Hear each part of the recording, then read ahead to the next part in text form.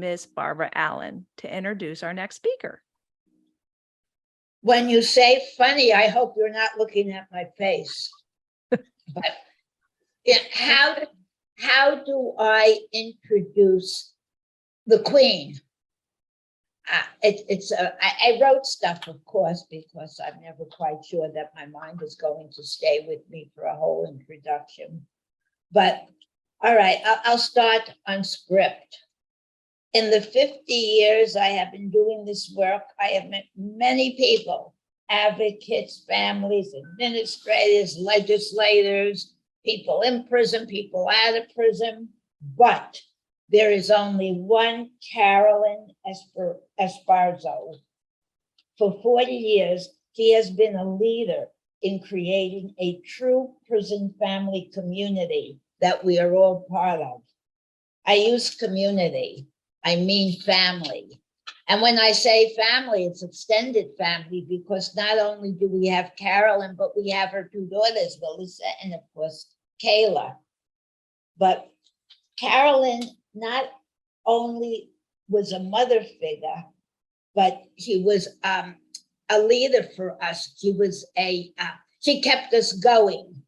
She had a vision, a conference to unite the loved ones of the incarcerated. There is strength, through her strength and her tenacity and passion, we continue to grow the conference. See, when I start to read, I get confused and a little choked up today, because Carolyn's legacy and hopefully her dream will continue forever. You know, without Carolyn, there would not be a Prison Families Alliance. I had my little program, Prison Families Anonymous, out here in Long Island, New York. Julia had her program in Las Vegas. And we met at the conference and we said, you know, wouldn't it be nice if we could be virtual and we can bring this to the rest of the people, the rest of the population. We wouldn't have done that. There wouldn't have been a Prison Families Alliance if it wasn't for Carolyn. Or half of our facilitators. I can go through the list of people here on if I went into the view thing, and all the people that we met and that have banded together and have changed the world. Avon, who I admire so much and respect, I wouldn't have known her. We wouldn't have known her if it wasn't for Carolyn. Carolyn and her vision has just made such a difference in this world. I wish I could express, but there are no words, how many people have been affected and will continue to be affected, because the people that come to us, the Prison Families Alliance and all the other organizations out there, they will continue her legacy. Someday they might not even remember her name. But she is the figure that started all this. So it's with great love, and I'm glad I threw the script aside, because it's so heartfelt when I think of you, Carolyn, and how much I love you. And thank you to everyone everyone you have helped, and everyone you will continue to help. And we won't be around maybe to see it, but the legacy will continue on and on. That's a promise. And so now, can I introduce my dear friend, colleague, sister? I was going to say mother, but I can't do that. I'm older than you. So Carolyn Esparza. Thank you so much. And so now we have a video. Hi, everyone. It's me, Carolyn Esparza. I'm here to share with you something that I've wanted to share for the last 13 years of the conference. And something always comes up, that something more relevant, at least I feel, has come up and kind of bumped it to the back of the line in terms of things that we're presenting at the conference. But this is probably going to be the last conference that I put my voice in here. So I was determined to get it in this time. And for those of you who know me and have seen me at the conferences before, I want to eliminate some of the distractions that my absence might cause, because I have been there from the beginning. It is my baby, and I'm kind of sad to be leaving it, to be honest with you, but it's a necessity at this point. So for those of you who know me, I am in hospice care in Sandy, Oregon. I'm no longer in Texas, and I'm very, very happy in the current situation. I learned a couple of years ago that I had a heart condition, and unfortunately it escalated pretty rapidly, and to the point where the doctors could do no more to save my heart. And I'm 80 years old, for those of you who don't know. And I don't know that they're doing too many transplants on 80-year-old people. And I feel like I have a lot to still offer, but I would like to offer it to my grandchildren. And that's where I am now. I'm staying with my son and his wife, and they're two adorable, well, most adorable. They are my grandchildren. And I couldn't be happier than to have this be my kind of like final home. I am in hospice care, as I said, and I want to use this opportunity to even just put in a word for hospice, because I think a lot of us have misconceptions of what hospice actually is. And I can tell you that since I entered the care of hospices in Texas, and transferred it all the way up here to Oregon, I could not have asked for more loving, wonderful, pleasant people to provide the care that I've gotten through this hospice business. There's almost somebody here every day to see me in some form or fashion, and they're always available 24 hours a day. I have no insurance, so this is all through Medicare, and I think people should know that for their own families. So I'm just going to put in a moment to just say that before I get into what I'm here to share with you, which is the trouble bubble. So just quickly know that I am at peace. I am happy. I'm sad not to be with you right now today, and through this conference and through 20 other conferences or wherever the conference might go from here. So I love everybody there. Thank you for being here. And let's get on with the reason I'm sharing with you today. That's the trouble bubble. I want you to meet the trouble bubble, and let me explain to you a bit about who he or she might be. Everyone has one. Everyone has a trouble bubble. Everyone. I will be repeating that, I think, several times, because people don't want to believe that they have a trouble bubble. We all want to believe that we're okay. And if somebody passes us on the street and says, "Hi, how you doing?" we say, "Fine, just fine." But that's not true of any of us. We all have something about ourselves or in our life that is not to our greatest satisfaction. So let me talk about that and explain this to you. I learned this tool when I was working at the Texas Youth Commission facility in Giddings, Texas. It was brought to us as a treatment tool for those of us who were doing counseling there. And at first, I was sort of set off by that. Everybody has a trouble bubble business. And also, we didn't call it a trouble bubble. It's called the offense cycle. However, offense is a word that is also misconstrued, I believe. An offense doesn't have to be murder. An offense could be not making your bed every day. Offense could be breaking your diet. An offense could be yelling at the children. There's a lot of things that are offensive to yourself or to other people that we don't call offenses. So I just called it a trouble bubble. Now, when I was teaching it to the kids at the Giddings State School, and sharing it with them and asking them to personalize it and put it into their own offense that they were there for. We did use the term offense cycle. So you might hear that word bantered around. I don't know what's happened to the offense cycle. It was very useful in treatment, though, I can tell you. It was very useful just sharing it with people that I met from time to time, and I talked about it and they were interested. I remember one time I was with a young couple and they were having some problems, and I went with them out for coffee, and I drew the offense cycle on a napkin at the table, and they were very appreciative and said that it was very helpful, very meaningful to them, and that they were going to try to apply it to their own relationship. So there's many ways this can be used to stop or at least to prevent incidents that could be harmful to yourself or others. So let's see about the trouble bubble.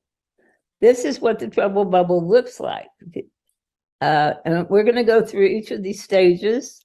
The first of it is a bit slower and it takes a little bit longer actually than the last part of it.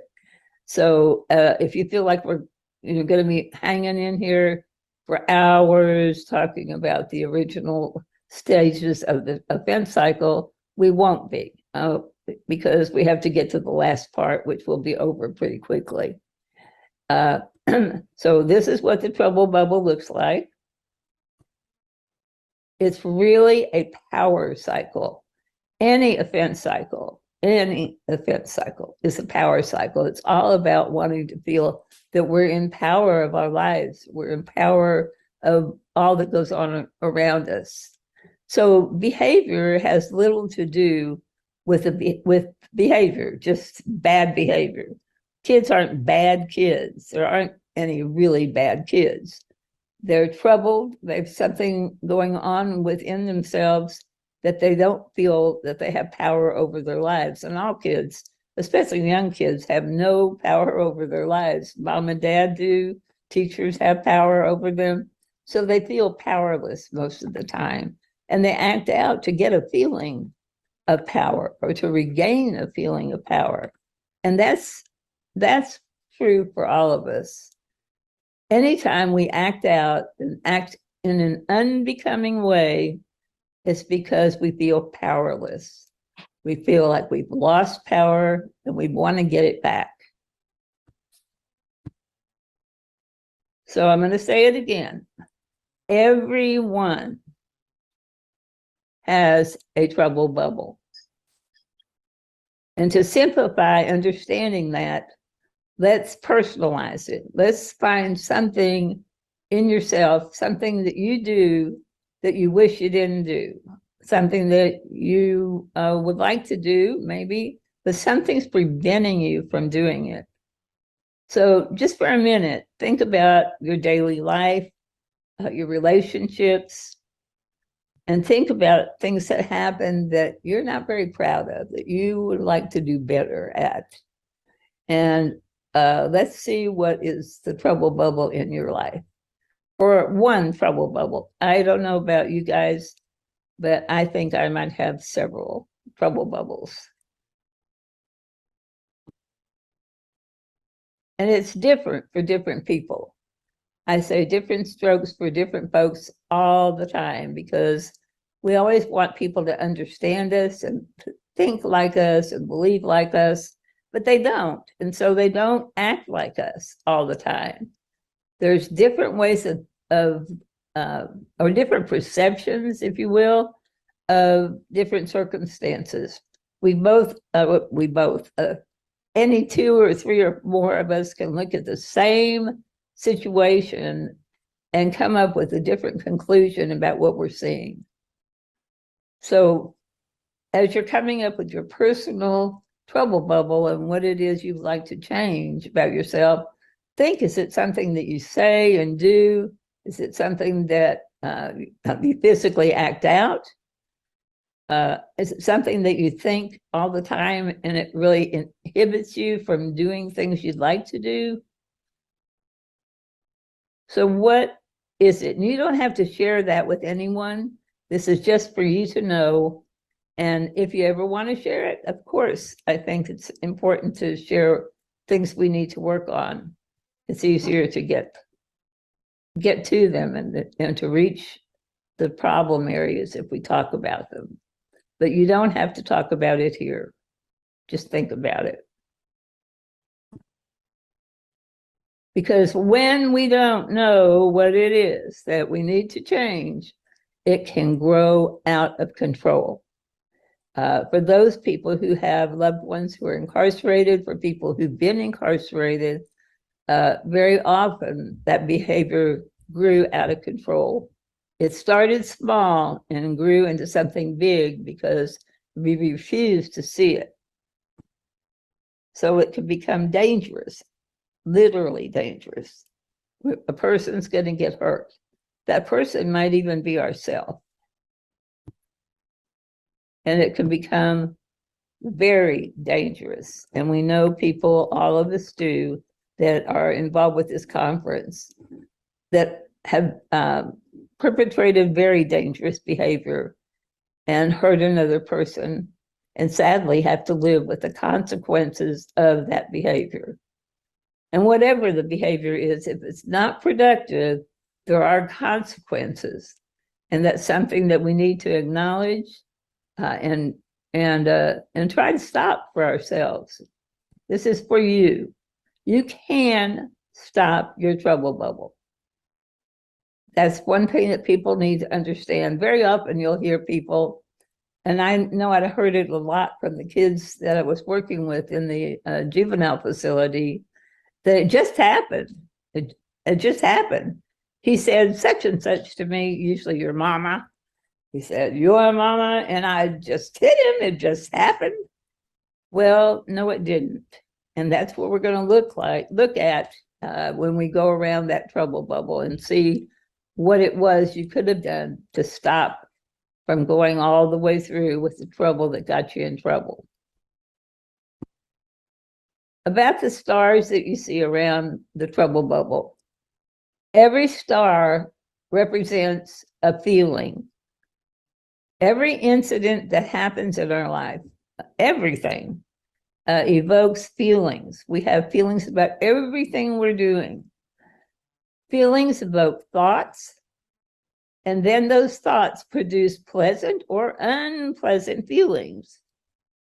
Especially when the feelings are unpleasant, they grow and they produce a behavior, and it could be a very unproductive behavior. So we need to think about the feelings that we have when we have different thoughts.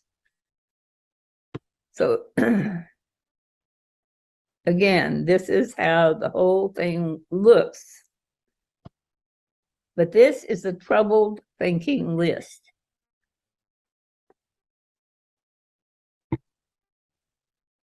The troubled thinking is thinking that we have that makes us feel powerless. Nobody says the things about themselves as we say about our own self. We're harder on ourselves than we are on anyone else. So we actually make ourselves feel powerless from time to time. and again, we're trying to get our power back. And that's when this troubled thinking gets in the way, and it actually makes it worse. We start feeling a certain way, and then we start thinking certain thoughts. And then the next thing we know, we truly feel powerless. So here, I'm going to go through this list because different people, again, use different thinking errors.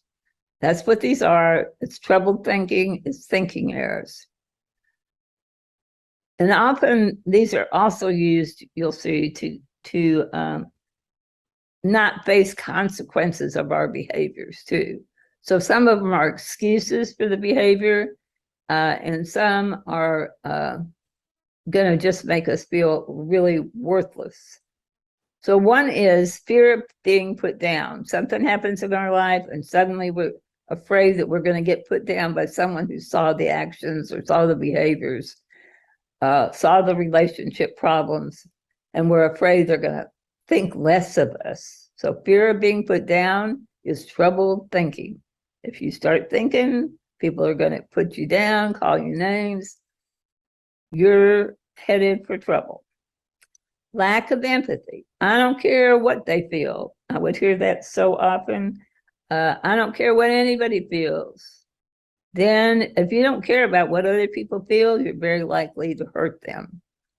And that could be yourself. Some people don't have empathy for themselves. So you need to think about that. All or nothing. It's all my way or the highway. Trouble thinking. Closed-minded, not listening to other people because you know it all. I don't know about you guys, but when I was 14, I knew it all. I knew everything there was to know. I could have set the world on fire because I had all the answers. Well, I didn't listen to a lot of people, and of course, I got myself into a lot of pickles. So being closed-minded can get you in trouble. Blaming other people for our problems. It's also used to get ourselves out of trouble. Justifying, oh, it was just a small push. I barely touched them. Justifying. That's also minimizing, which you see is the second next thing on the list. Assuming, well, we all know about assuming. Assuming, well, I won't even say it. Y'all can say it to yourself. Minimizing means making little of big things. So it doesn't seem like it's causing a big problem. Lying, of course, is always trouble thinking. If you can't tell the truth about something, you know you're in trouble. And it is always trouble to lie. Anger, when you feel that red rage rising in your cheek, and it could start in your neck, could start in your stomach. There's that red rage feeling of anger. You know where that's headed for. Victim stance, that's meaning poor me. Poor little old me, nobody cares about me. That will always get you in trouble too. That's not going to make you feel very powerful, that's for sure. If you're a victim and you feel like a victim, then what are you going to do to get your power back? Sidetracking, that means like changing the subject. You're talking about a subject and you're getting too close to the truth. Some people will sidetrack and go off on a different tangent so that you'll avoid talking about the real issues. Hotshot, and just what I did when I was 14. I know everything. I am cool. And that's kind of entails a lot of the different thinking errors at one time. Silent power. I used to be the queen of silent power. Everybody has one in their family, somebody who's the queen or king of silent power. And here's everybody at a family reunion or some sort of party, having a great time, laughing, and here comes Aunt Nellie and crosses her arms across her chest and sits down in a chair silently, never says even hello to anybody, just looks at everybody. That's silent power. And there's a lot of power in silent power. Nobody knows what you're thinking. Nobody knows what you're going to do. And it's scary to a lot of people. And people start leaving the parties. People start feeling uncomfortable. That's trouble. You can't make friends if you're not talking to them. You can't make friends without a smile. So failure to interact is definitely silent power. Power plays in general is, I'm tougher than you kind of behaviors, thinking errors. Confusion, trying to confuse people so that they feel like they've done something wrong, not you. Manipulation, we know that in children will manipulate. A lot of us as adults manipulate to get our needs met instead of just coming out and asking for what we want or need. That will make us feel powerful because we manipulated to get our needs met. but we don't feel powerful when it happens. Ownership and entitlement, like I have a right. Some people will borrow the neighbor's lawnmower, for example, and just put it in their garage and say, well, I got it over here. I'm entitled to keep it. I put oil in it. I'm going to keep it. Borrow someone's car. I put gas in it. I'm going to keep it. I don't think so. That's called ownership and entitlement, and it's troubled thinking. Uniqueness is troubled thinking. I am beyond the rules. I don't have to follow the rules. I am so special and so wonderful that these rules do not apply to me. And you try to do that. Let's drive 300 miles an hour down the highway and see how far that gets us, because I got a fancy car and I'm a fancy person. Uniqueness always will get you in trouble. And failure to keep commitments is also troubled thinking. And that just means not following through with your promises. So all of those are feelings of powerlessness. So if you use any of those, and different people, again, will use different ones, well, we do tend to use a primary one for ourselves, not the only one. We'll use multiple ones, and some of us will use many of these, if not all, to get that feeling of powerlessness. And the more troubled thinking you use, the more powerless you feel.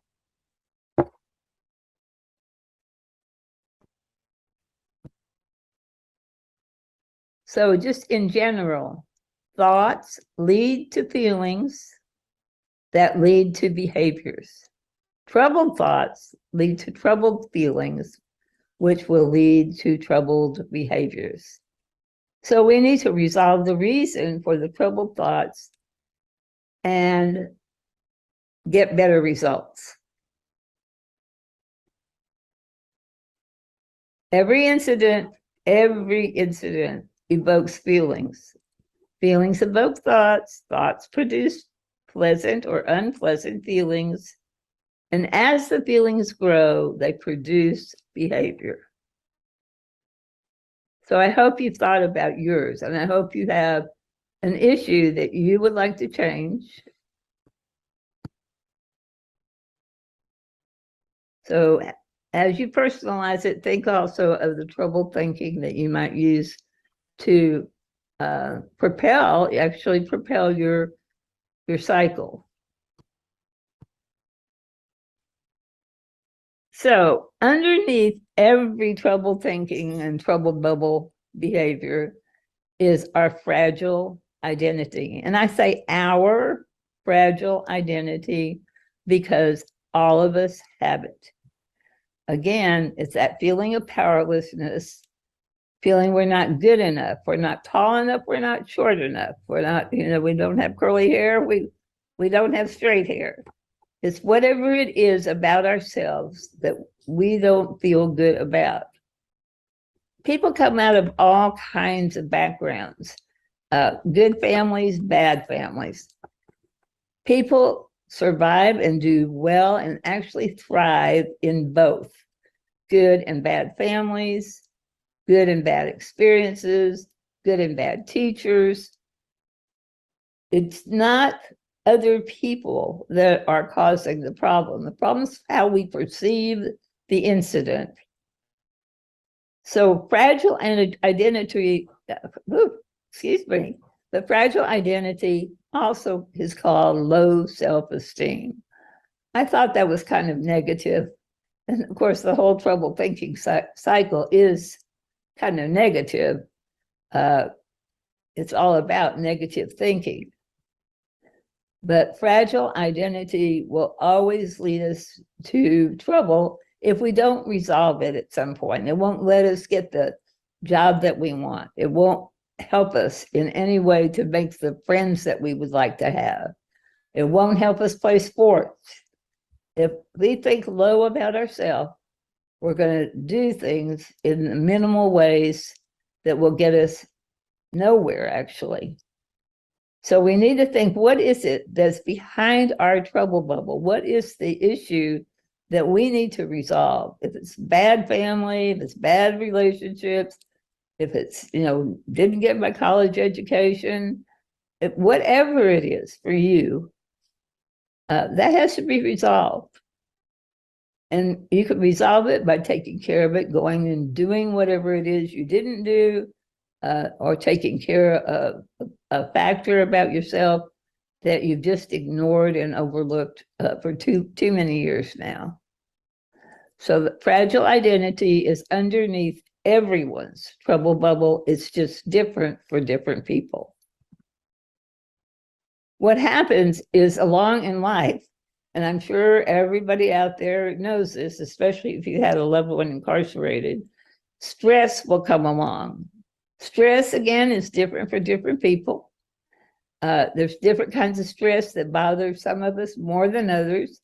But there's everything's stressful. What do we do during the day that isn't stressful? If it's cleaning the house, if it's driving in traffic, there's always stress. There's always going to be stress. There's no way to avoid it. And how we handle that stress determines how our trouble bubble unfolds. So what it will do, though, is it will trigger our fragile identity. It will trigger those bad feelings we have about ourselves. Any kind of stress could do that. So think about different stresses that you have in your life. Some you'll have more frequently than others. Sometimes you can't avoid certain stress. Other times there may be stress that you can rid yourself of. If you have people that bring you down, maybe you don't need to hang out with them or hang out with them so much anymore. That's one thing you could get rid of. So think about your job, for example. Are there things that could make it easier for you?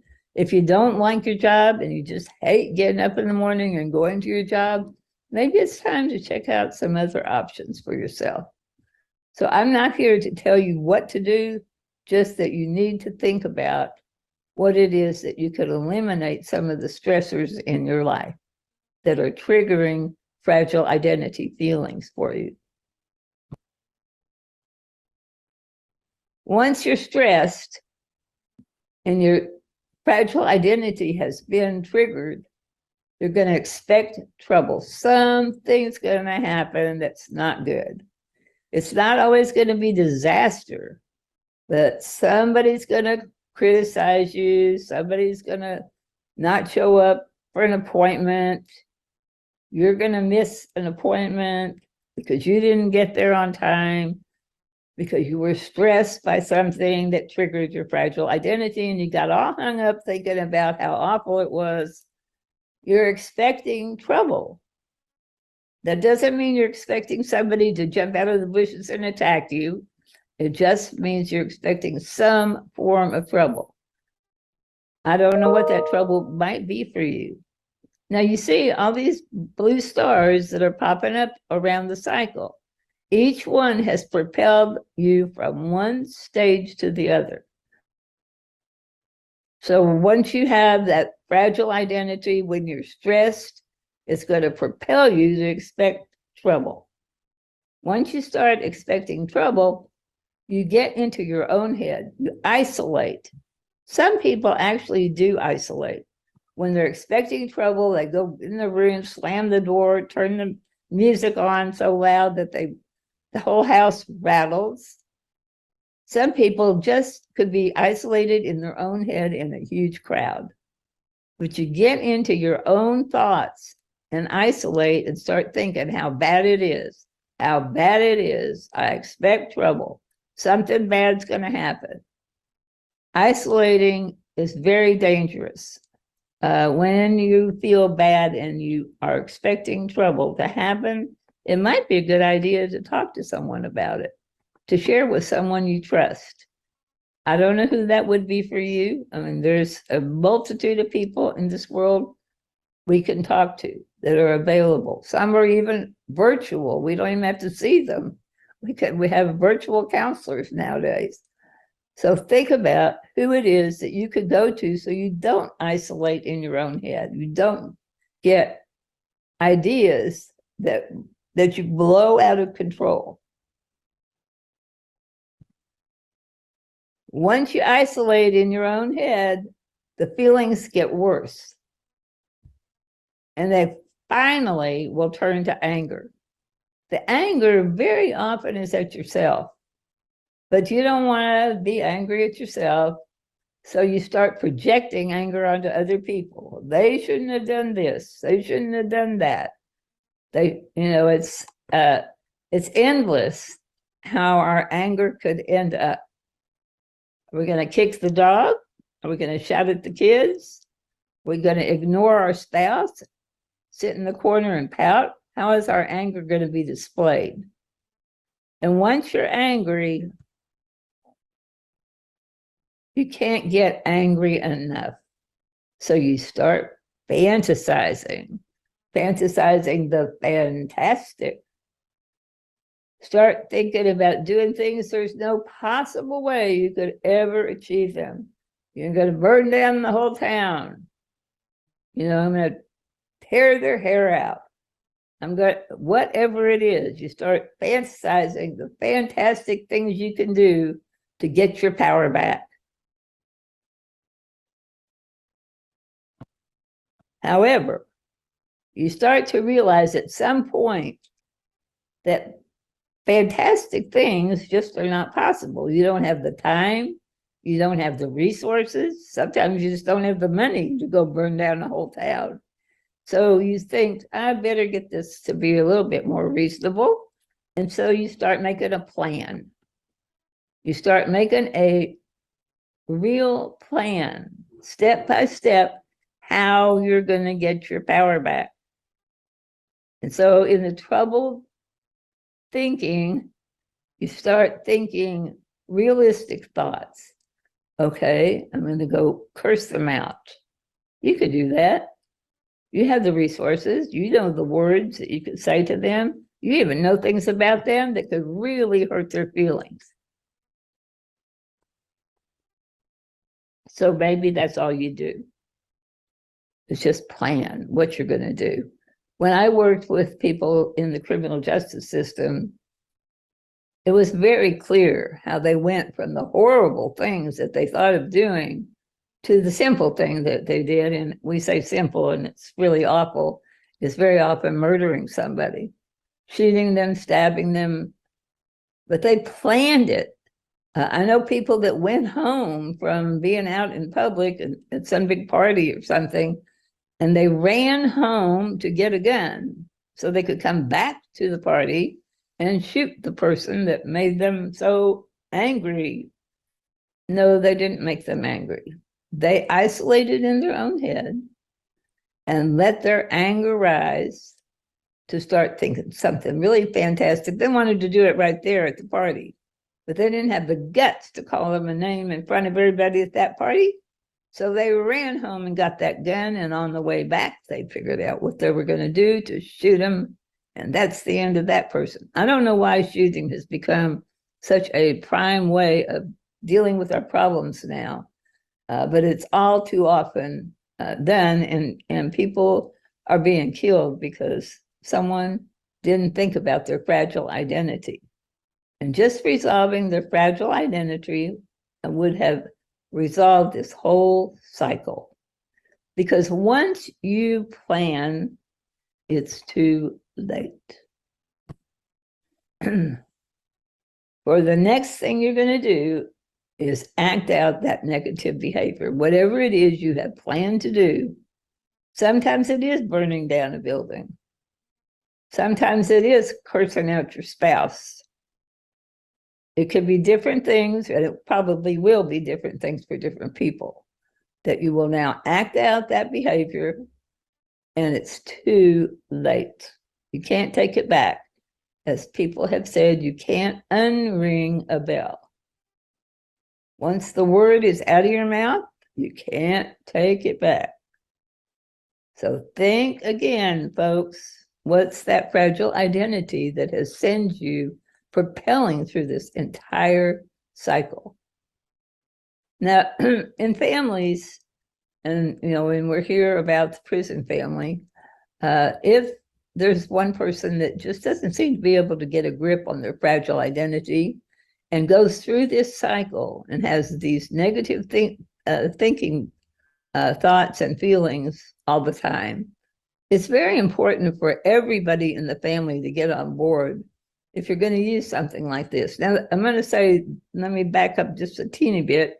The trouble bubble and knowing this cycle only works if you use it, number one. And it only works if you believe that there's a problem. So if you don't believe there's a problem, you're not going to use it.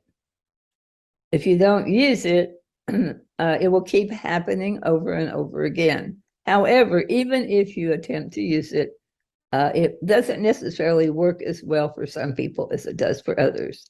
But I've had many people tell me that once they tried thinking about these things, they were more compelled to resolve some issues that were long-standing in their lives. And it really did help them minimize, if not eliminate, some of the negative behaviors that they had acted out, some behaviors that were preventing them from reaching goals that they had really tried to achieve, and they would act out and they would get in trouble. And so they never achieved goals that they wanted to achieve. So give it a thought, think about it, and realize that when you act out, you'll act out differently. Some people will curse people out, some people will shoot them out. Some people will just not make their bed that day. It's different for different people. If it's upsetting to you and upsetting to people that you care about, and let me tell you, going to prison is very upsetting to people that you care about.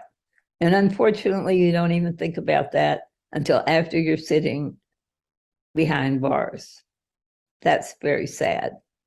So we need to work with people who are incarcerated to implement such things as the trouble bubble.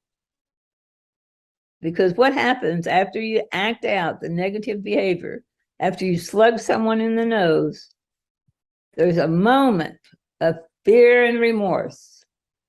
Oh my gosh, I'm so sorry I did that. I'm so sorry I did that because now I'm going to get in trouble. So what is that? A false promise to never do it. I'll never do it again if I don't get caught. I'll never do that again if I don't get caught. That's false promise because nothing at all has changed. And it heads you right back up to the fragile identity that you started the cycle with. Nothing has changed. You act it out, you get scared that you're going to get caught, but if you don't get caught, you promise never to do it again, but you do it again. If you don't get caught, well, actually, if you get caught and you're spending time in jail or prison, very well, you might do it again too. Not everybody learns from incarceration. I wish our courts would recognize that more frequently. And I hope that advocacy changes that in time, because this trouble bubble is everyone's to conquer. So, kind of summarizing, the reason for the behavior has little to do with the behavior itself. People who shoot people don't go around every single solitary day shooting people. So they can make it for 24 hours without using a gun. People who don't curse people out every day can get through a whole 24 hours without cursing or without cursing people out. They might be very civil for a long period of time, but then they forget that they have fragile identity. And you know what? Even working on it, it's always there. It's just you handle it differently. You look at it differently. It's not going to control your life anymore. You're going to control your life. So the big lie is when nothing changes, nothing changes. Insanity is believing that you will have different results by using the same behavior over and over again. So we have to stop lying to ourselves that we're going to get over this because we acted out some bad behavior, because we're lying to ourselves. And when we lie to ourselves, nothing will change. Again, thoughts lead to feelings, feelings lead to our behavior. Troubled thoughts lead to troubled feelings, which lead to troubled behavior. If we resolve the reason for the troubled thoughts, we will have much better results. So please think about troubled thoughts and troubled feelings that you might be having that could cause you or your loved ones to do the wrong things, things that are going to lead to trouble.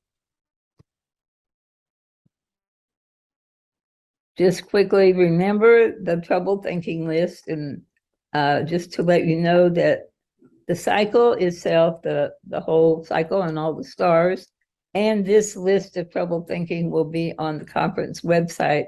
So you can run off a copy for yourself, print a copy, and keep it with you, and let the family know about this.